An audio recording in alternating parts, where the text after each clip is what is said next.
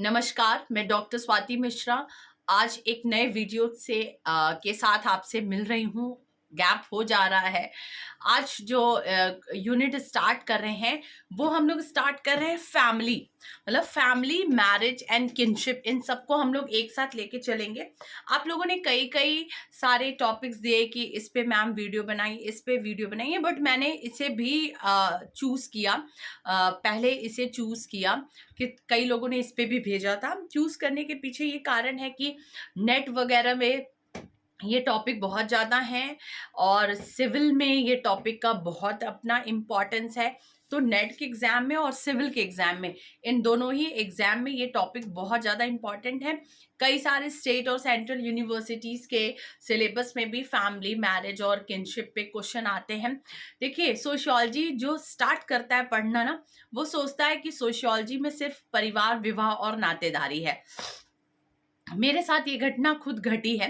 जब मैं सोशियोलॉजी पढ़ती थी तो कुछ लोगों ने मुझ पे प्रश्न किया कि अरे सोशियोलॉजी क्या तुम दिन रात पढ़ती हो, क्या है सोशियोलॉजी? परिवार, विवाह, नातेदारी तो है, फैमिली, मैरिज और किनशिप ही तो है। बट मैंने उनसे कहा कि yes, it is the important part of sociology subject, but there are many other topics also. बहुत सारे ऐसे भी विषय हैं जो हम समाजशास्त्र में पढ़ते हैं, और परिवार, विवाह, नातेदारी में भी कई सारे ऐसे कॉन्सेप्ट हैं जिससे हम बहुत दूर दूर तक रिश्ते नहीं रखते हैं ना। पर जब हम डेप्थ में पढ़ते हैं तब हम सोचते हैं कि अरे इस टॉपिक में ये सारी चीजें भी हैं, इसमें ये भी हैं। तब जा करके हमारा जो एनालिसिस है, हमारी जो अंडरस्टैंडिंग है, वो क्लियर हो जाती है जा करके। तो इस टॉपिक को बहुत हल्के में आप मत लीजिएगा कि फैमिली, मैरिज, किनशिप क्या है, यही सब तो पढ़ना है उसमें। बिल्कुल हल्के में नहीं लेना है, क्योंकि इसमें जो अलग अलग जो थिंकर्स हैं, अलग अलग जो सोशियोलॉजिस्ट हैं, उनके पार्ट्स को हमें पढ़ना होगा आगे चल करके। फिर इस पे जो अलग अलग डेफिनेशंस हैं, जैसे हमारे डेफिनेशंस क्लियर नहीं हो पाते हैं ना, कि फैमिली को जब हम डिस्क्राइब करेंगे तो क्या डेफिनेशन है, बाकी चीज़ों को डिस्क्राइब करेंगे तो क्या डेफिनेशन है। तो अब मैं कुछ वीडियोस लगातार इसी पे बनाने वाली हूँ, फैमिली, मैरिज और किनशिप पे। तो चलिए अब पूरी तरह से हर वॉल्यूम्स को ध्यान से पढ़िएगा। आप 3-4 में भी वीडियोस में, मैं मुझे आइडिया नहीं है कितने वीडियोस में, हो सकता है उससे ज़्यादा भी लग जाए। तो उतने में आपका ये वाला पार्ट तो पूरी तरह से क्लियर हो जाएगा। और मैं सोर्सेज हमेशा ही बहुत अप टू द मार्क वाला लेके चलती हूँ। जैसे इसी वीडियो को बनाने में मैंने नितिन सांगवान की बुक, जो कि यूपीएससी के लिए बहुत ज़्यादा पढ़ा जाने वाला किताब है, उसको मैंने लिया है। हैरल लैम्बोस की बुक से बनाया है, और जो ई पाठशाला और इन सब के जो कुछ नोट्स होते हैं उससे बनाया है, और कुछ रिसर्च पेपर को भी मैंने लिया है। तो इन सारी चीज़ों को मिला करके मैं ये नोट्स बनाई हूँ। बहुत टाइम लग जाता है, देखिए 1 महीने बाद ऑलमोस्ट मेरा ये वीडियो आ रहा है, क्योंकि इसी को बनाने में मुझे कुछ टाइम लग गया था, और कुछ फर्दर जो कुछ इंगेजमेंट्स थे मेरे अलग अलग जगहों पे, कॉलेज की जिम्मेदारी है तो उसको भी काम करना पड़ता है। तो खैर, चलिए ये वाले वीडियो को हम लोग पढ़ते हैं, समझते हैं। चैनल को सब्सक्राइब नहीं किया है तो प्लीज़ चैनल को सब्सक्राइब कर दीजिए, शेयर करते रहिए ताकि सब्सक्राइबर बढ़ते चले और मोटिवेशन जो पावर है वो मेरा इंक्रीज होता चले। स्टार्ट करते हैं। चेहरा देख के आपको लग रहा होगा कि थोड़ा बीमार थी। डेफिनेटली मैं थोड़ा बीमार थी इस समय, वायरल वगैरह हर तरफ फैला हुआ है, तो उसकी थोड़ी सी शिकार हो गई थी, बट अब ठीक है। स्टार्ट करते हैं।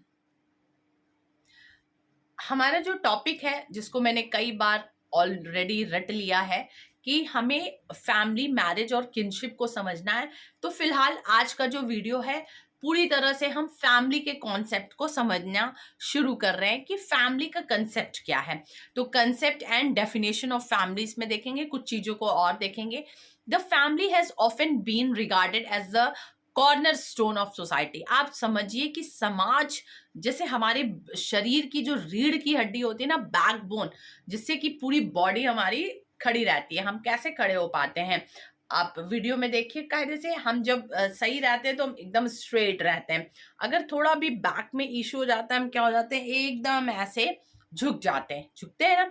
उसी तरह से फैमिली जो है, जो परिवार है, वो क्या रोल प्ले करता है? वो रोल प्ले करता है किस चीज का?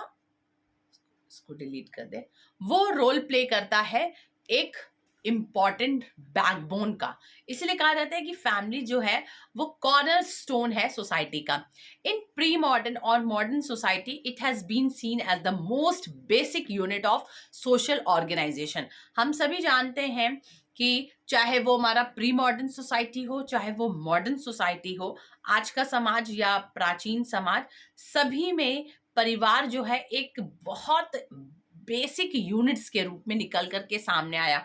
मतलब बहुत बड़े बड़े इंस्टीट्यूशन ना बने होंगे, बड़े बड़े एसोसिएशन नहीं बने होंगे, बट फैमिली जैसी जो यूनिट है वो हमेशा से प्रेजेंट रही होगी। ओके, क्या हो रहा है?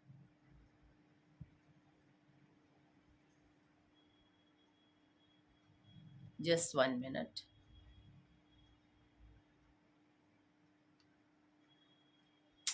What happened?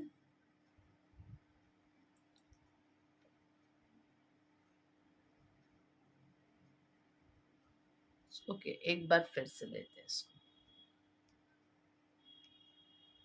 ठीक है, ओके, सही है। ब्रश की थोड़ी सी तो फैमिली यूनिट हमेशा से रही होगी। In until the 1960s, few sociologists questioned the importance or the benefit of family life। हमेशा से जो फैमिली लाइफ है, जो हमारा पारिवारिक जीवन है, इस पे हमेशा से जो समाजशास्त्री हैं विभिन्न तरह के प्रश्न उठाते रहे कि परिवार किस तरह से ज़रूरी है या नहीं भी है। इस पे हमेशा से डिबेट रहा। Most sociologists assume that family life was evolving as a modernity progressed.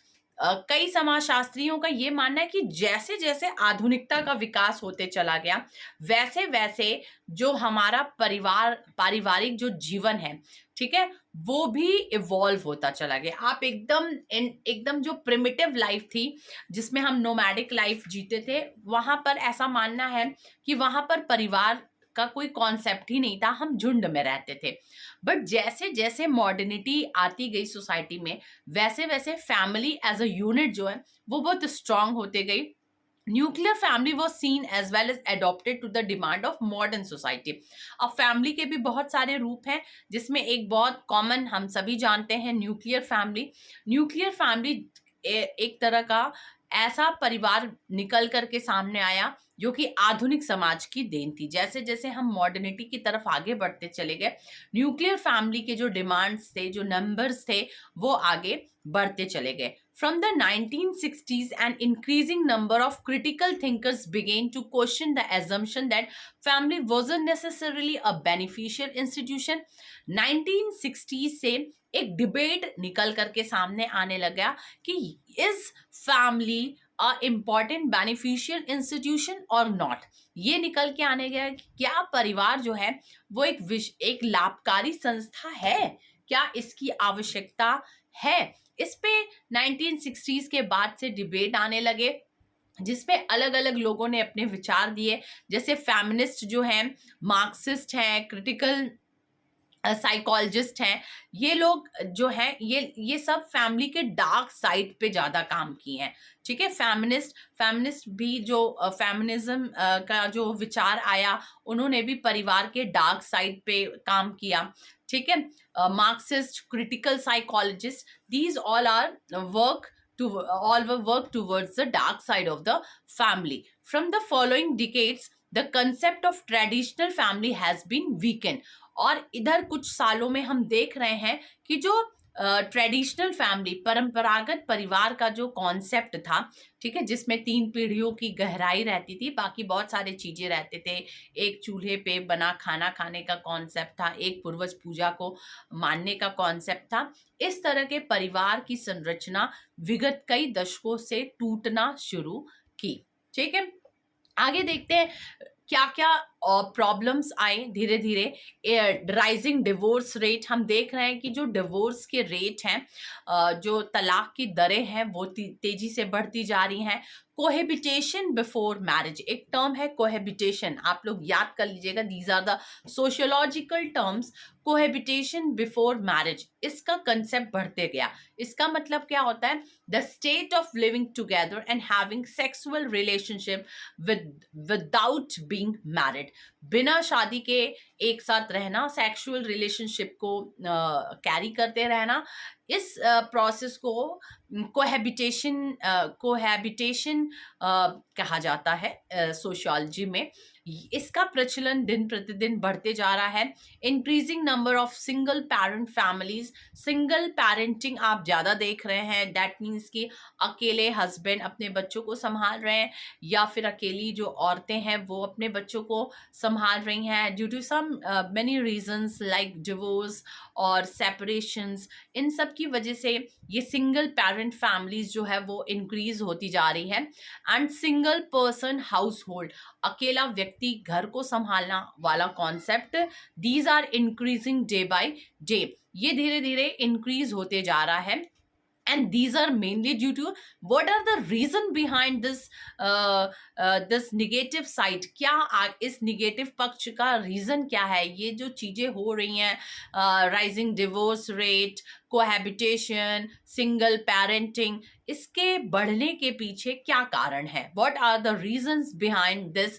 तो mainly हम कहते हैं कि greater individualism within modern society, धीरे धीरे जो व्यक्तिवादिता बढ़ रही है, आप समाज में देख रहे होंगे व्यक्तिवादिता, इंडिविजुअलिज्म, ये कॉन्सेप्ट भी सोशियोलॉजी में बहुत ज्यादा इंपॉर्टेंट रोल प्ले करता है, जिसमें हम देख सकते हैं, जस्ट 1 मिनट,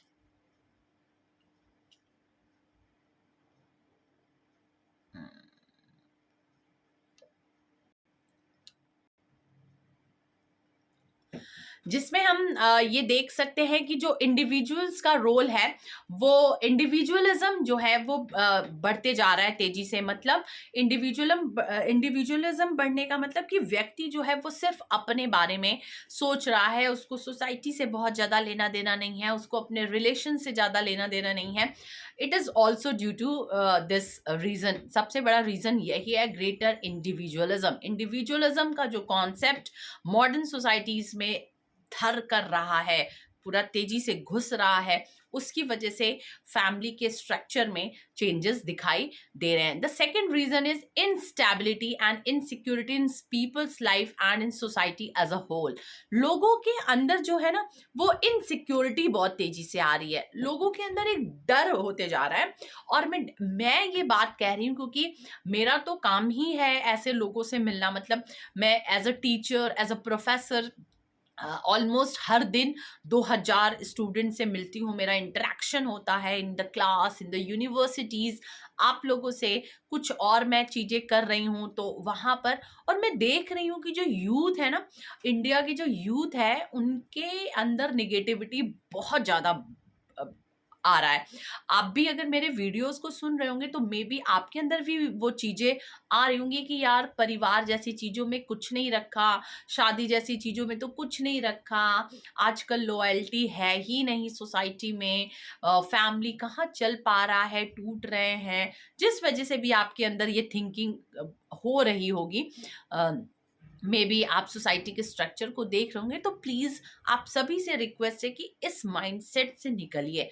आज भी बहुत परिवार ऐसे हैं, डेफिनेटली मैं मान रही हूँ कि फैमिली का जो स्ट्रक्चर है वो धीरे धीरे बदल रहा है। We are moving towards the nuclear family and we are moving towards the family in which the rate of individualism, the rate of divorce rate, these are going to be high day by day. But still there are the some families who live their life happily, बहुत अच्छे से वो रह रहे हैं, they are unite with each other, they have humanitarian background, सारी चीजें आज भी मौजूद हैं। बट yes, definitely फैमिली का जो स्ट्रक्चर है वो तेजी से चेंज हो रहा है। ओके, तो इसकी ओर हम सोशियोलॉजिस्ट की जिम्मेदारी है कि हम देखें कि आखिर कारण क्या है। तो 2 बड़े कारणों में निकल के आया सामने कारण कि एक तो जो इंडिविजुअलिज्म का जो कॉन्सेप्ट है वो बहुत तेजी से आगे बढ़ रहा है, और दूसरा कि लोगों के जीवन में इनसिक्योरिटी और ये इंस्टेबिलिटी जैसी चीजें आ गई हैं सामने। ठीक है, some early sociologist like Morgan and Frazer, जो कुछ पुराने सोशियोलॉजिस्ट थे जिन्होंने इस पे काम करना शुरू किया, लाइक मॉर्गन एंड फ्रेजर, इनका क्या कहना था कि man lived in wild like other animals and exhibited promiscuous behaviour. जैसे जानवर सब जो बाकी एनिमल्स जो हैं वो रहते थे, वैसे इंसान भी एक दूसरे के साथ रहते थे और उनके अंदर प्रोमिशियस बिहेवियर था। प्रोमिशियस बिहेवियर मतलब having sexual relation with many people. ठीक है, प्रोमिशियस बिहेवियर, PROMISCUOUS, प्रोमिशियस बिहेवियर था ये टर्म। प्लीज ये सारे टर्म्स आप ना याद कर लीजिए, ये आपको आपके राइटिंग को बहुत स्ट्रॉन्ग कर देगा। तो जिसमें मतलब कि सेक्सुअल बिहेवियर के कोई रूल नॉर्म्स नहीं थे, बहुत सारे लोगों से सेक्सुअल बिहेवियर होते थे क्योंकि फैमिली और जैसे कॉन्सेप्ट नहीं थे। एज सोशल रिलेशन एस्टैब्लिश, जैसे जैसे सामाजिक संबंध प्रगाढ़ होते चले गए, family started to take concrete shape. धीरे धीरे परिवार का एक स्ट्रक्चर, एक शेप हमें नजर आने लगा। लाइक कि एक फादर है, मदर है, डॉटर है, ब्रदर है, कजन्स है, सिबलिंग्स हैं, ये सारे के स्ट्रक्चर हमारे सामने निकल करके आने लगे as the social relation established. जैसे जैसे सामाजिक संबंध जो हैं वो समाज में एस्टैब्लिश होते गए। But in previous society there were promiscuous behavior like sexual relationship with many people. Okay, आगे देखते हैं, वो तो फ्रेजर और मॉर्गन का कंसेप्ट था। आगे हम देखते हैं क्लासिकल जो हमारा कॉन्सेप्ट है, क्लासिकल डेफिनेशन। क्लासिकल डेफिनेशन क्या बताता है, देखिए धीरे धीरे हम फैमिली के डेफिनेशंस को और कॉन्सेप्ट को ही तो पढ़ रहे हैं ना कि किन लोगों ने किस तरह से डिस्क्राइब किया। क्लासिकल डेफिनेशंस क्या करता है कि define family as a group based on marriage, emotional bonds, common residence and stipulation of domestic services. What do you mean by family? Classical definition यही कहता है कि फैमिली जो है वो उस तरह के वैवाहिक संबंध पर बनी हुई है जिसमें कि इमोशनल बॉन्ड हो, मतलब एक दूसरे से हम इमोशनली अटैच्ड हों, कॉमन रेजिडेंस हो, सब एक साथ रहते हों, ठीक है, सब एक साथ डोमेस्टिक सर्विसेज को करते हों, दैट इज कॉल्ड फैमिली। अब बताइए क्या इस तरह के फैमिली के कॉन्सेप्ट सोसाइटी में है, बट उनकी मात्रा जो है वो धीरे धीरे कम हो रही है, बट स्टिल है इस तरह की family. It has also been defined as a group based on marital relations. ये एक ऐसा समूह है जो कि वैवाहिक संबंध पर बना है। फैमिली कैसे बनता है, जब एक युवक और एक युवती, एक मेल और एक फीमेल का जब मैरिटल मतलब एक शादी होती है, तब जाके फिर उनसे फैमिली का कॉन्सेप्ट निकल करके सामने आता है। मैं आगे चल के टाइप्स ऑफ फैमिली जब बताऊंगी तो बाकी चीजों को भी बताऊंगी। तो फैमिली कैसा ग्रुप है, ये एक ऐसा समूह है जो कि वैवाहिक संबंध पर निर्भर है। राइट्स एंड ड्यूटीज ऑफ पेरेंट्सहुड, जहां पर जो माता पिता हैं उनके कुछ राइट्स और ड्यूटीज हैं। कॉमन हैबिटेशन है, सब मिलकर के एक साथ एक जगह पे रहते हैं। And reciprocal relation between the parents and child, और पेरेंट्स और चाइल्ड के बीच में रेसिप्रोकल रिलेशन है, आदान प्रदान का संबंध है कि भाई पेरेंट्स के कुछ राइट एंड ड्यूटीज हैं, तो प्लीज जो आप बच्चे हैं ना वो अपने राइट्स और ड्यूटीज को कतई ना भूले, क्योंकि रेसिप्रोकल रिलेशन है फैमिली। नहीं कि सिर्फ पेरेंट की ही जिम्मेदारी बन रही है कि चलो 50,000 दो, जाओ आईएएस की तैयारी करो, 2 लाख दो, जाओ सिविल की तैयारी और आईएएस की तैयारी करो, 5 लाख दो और आईटी में जाके एडमिशन लो, और आप जो युवा हैं उनकी कोई जिम्मेदारी नहीं है। ऐसा बिल्कुल नहीं है। Family is based on the reciprocal relationship between the parents and the children. हाँ, ये बात है कि चिल्ड्रंस कभी कभी अपनी रिस्पॉन्सिबिलिटी को भूल जाते हैं, और मैं सिर्फ चिल्ड्रंस पे नहीं इल्ज़ाम लगाऊंगी, कुछ ऐसी भी फैमिली है जहां पर पेरेंट्स भी अपनी रिस्पॉन्सिबिलिटी को फुलफिल नहीं कर रहे हैं। ठीक है, इसीलिए तो आजकल इतनी फैमिली में टूटन की स्थिति दिखाई दे रही है ना, फैमिली कमजोर दिख रहा है हमें, इसी वजह से कि इस रेसिप्रोकल रिलेशन को समहाउ हम कहीं ना कहीं से मिस कर रहे हैं। बहुत आज का टॉपिक बहुत अच्छा टॉपिक है, इंपॉर्टेंट, दिल को छूने वाला। अब जॉर्ज पीटर मर्डॉक, मर्डॉक ने फैमिली पे बहुत काम किया है। अगर जब भी हम फैमिली की बात करते हैं और मर्डॉक को ना याद करें तो वो इनजस्टिस होगा। अब मैं जॉर्ज पीटर मर्डॉक के कॉन्सेप्ट को समझा रही हूँ। इनके कॉन्सेप्ट को जरूर एग्जाम में लिखिएगा जब भी कभी आएगा तो, ठीक है। पीटर मर्डॉक क्या कहते हैं? According to functionalist like Murdock, ये फंक्शनलिस्ट थे, ठीक है। मतलब मैंने आपको बताया ना कि बहुत सारे हर चीज को समझने के लिए पर्सपेक्टिव है। कोई फेमिनिज्म की तरह से समझता है, कोई स्ट्रक्चरल फंक्शनलिस्ट की तरफ से किसी चीज को समझता है, कोई कन्फ्लिक्ट पर्सपेक्टिव से, कोई पॉजिटिविज्म की तरह से। दीज आर द पर्सपेक्टिव, इसके थ्रू हम किसी चीज को जानने की कोशिश करते हैं। तो जो जॉर्ज पीटर मर्डॉक है बेसिकली ये फंक्शनलिस्ट है, और फंक्शनलिस्ट हमेशा मानते हैं कि जो भी चीजें हैं समाज में वो सही हैं, सिस्टम के अगेंस्ट नहीं है, वो ठीक है, ऐसा मानते हैं फंक्शनलिस्ट, ठीक है। मतलब वो चीजों को मानते हैं कि जो भी चीजें हो रही हैं वो it is a part of our system, ये हमारे सिस्टम का एक हिस्सा है। ऑलमोस्ट मर्डॉक ने 250 सोसाइटीज का स्टडी किया था। सोचिए 250 समाज में जाकर के उन्होंने स्टडी किया, और किस तरह के समाज थे दोनों ही। जो 250 तरह के समाज थे उसमें ट्रेडिशनल सोसाइटी भी थे और इंडस्ट्रियल सोसाइटी भी थी। और इन्होंने अपनी बुक सोशल स्ट्रक्चर, याद रखिएगा मर्डॉक की जो बुक है वो है सोशल स्ट्रक्चर, 1949 में पब्लिश हुई है। उसमें इन्होंने कॉन्सेप्ट दिया फैमिली का। अब चलिए क्या दिया, मर्डॉक ने क्या बोला जिससे हमें मर्डॉक को याद करना भाई जरूरी है। मर्डॉक बोलते हैं कि family is viewed as a universal social institution. Family को उन्होंने यूनिवर्सल सोशल इंस्टीट्यूशन माना है। जैसे कार्बन डाइऑक्साइड एंड ऑक्सीजन, ये यूनिवर्सल है, हर जगह पाया जाता है ना। जिस तरह से मैं साइंस में एग्जाम्पल ले रही हूँ कि 2 molecules of carbon and 1 molecules of oxygen मिल करके वाटर बनाएंगे, सॉरी हाँ, 2 molecules of carbon and 1 carbon dioxide बोलते हैं ना, 1 molecules of carbon and 2 molecules of oxygen मिल करके ही कार्बन डाइऑक्साइड बनाएंगे। तो ये यूनिवर्सल फॉर्मूला है ना, कहीं बदलेगा नहीं। आप अमेरिका में जाइए, जापान में जाइए, कनाडा में जाइए, इंडिया में आइए, बनारस में आइए, कहीं भी जाइए, ये चेंज नहीं होने वाला है।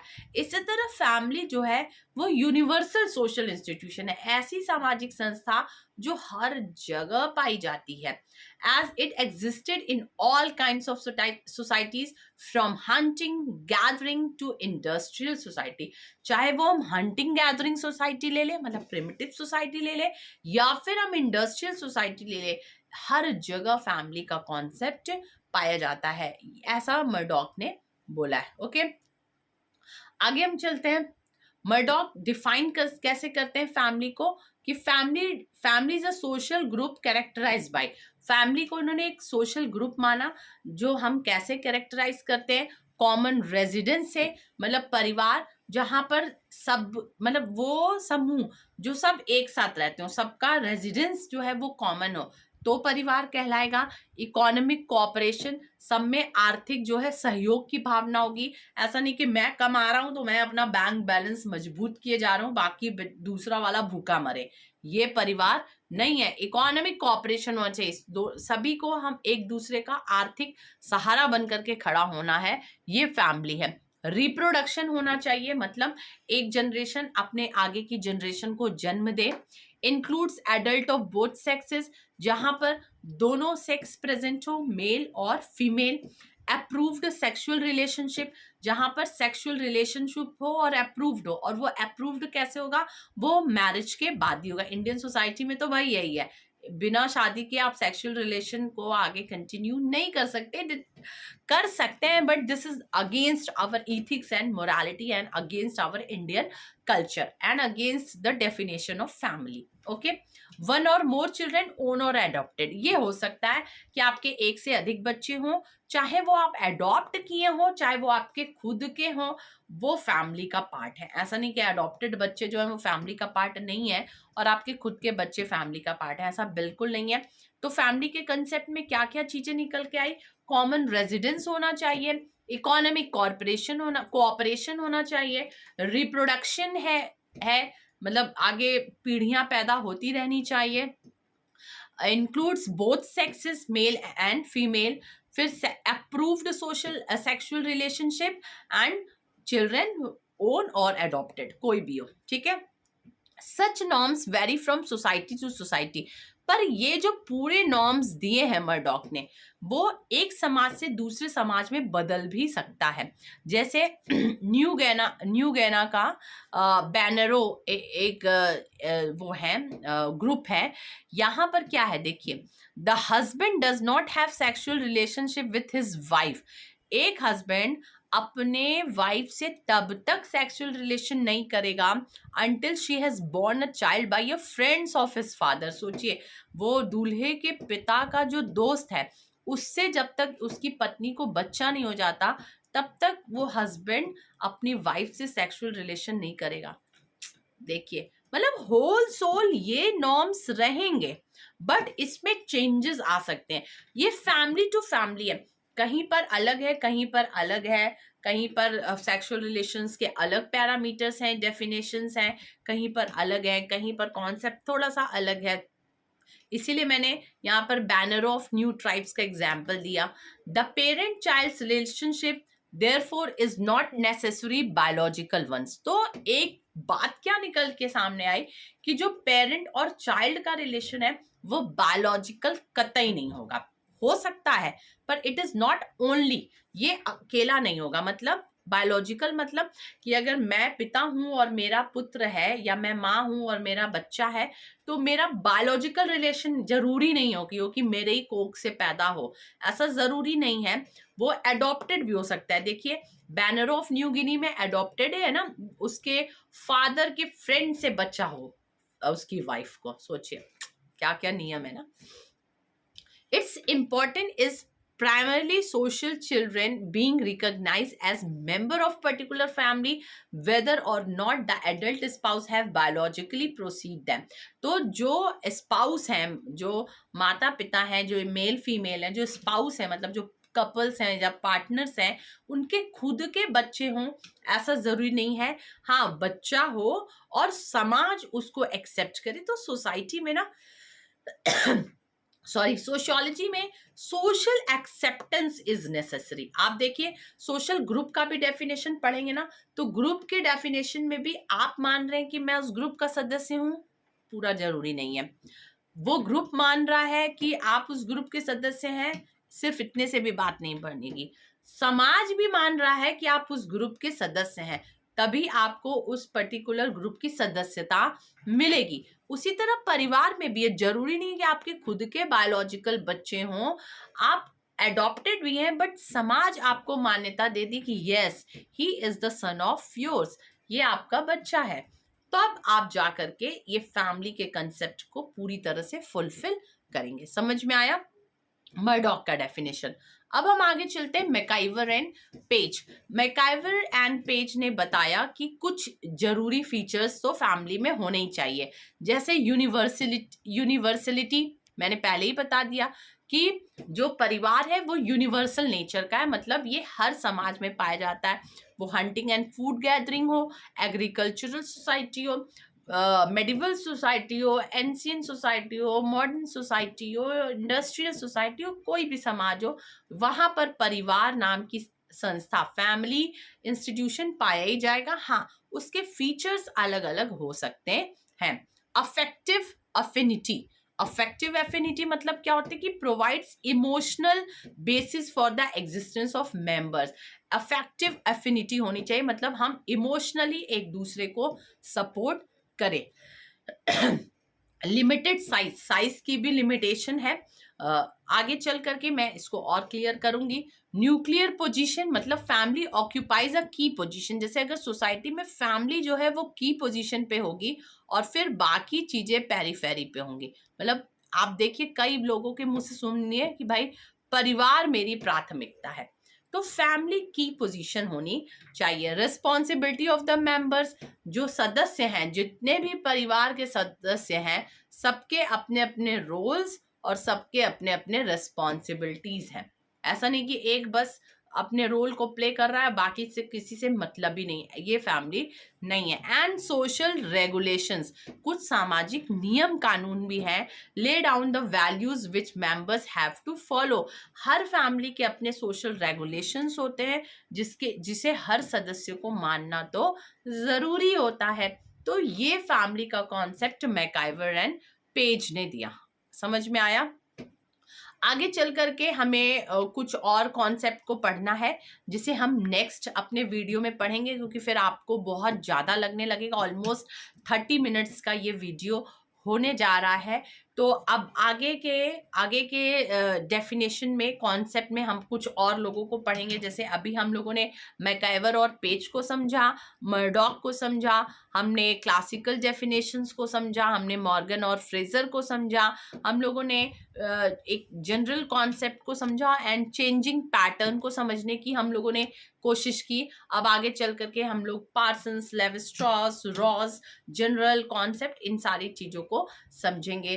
तो मेरे ख्याल से आपको ये वीडियो इतने पे अच्छे से समझ में आ गया होगा। और प्लीज़ कमेंट करते रहिएगा, शेयर करते रहिए, मुझे प्रमोट करिए, ताकि मैं और वीडियोस अच्छे बनाते चलूँ। थोड़ा टाइम लगता है, बट डेफिनेटली ये चैनल, मैंने पहले ही कहा है कि कभी भी बंद नहीं होगा। तो काम होता रहेगा, थोड़ा कभी धीमा कभी तेज। तो चलिए, till then, bye bye, take care.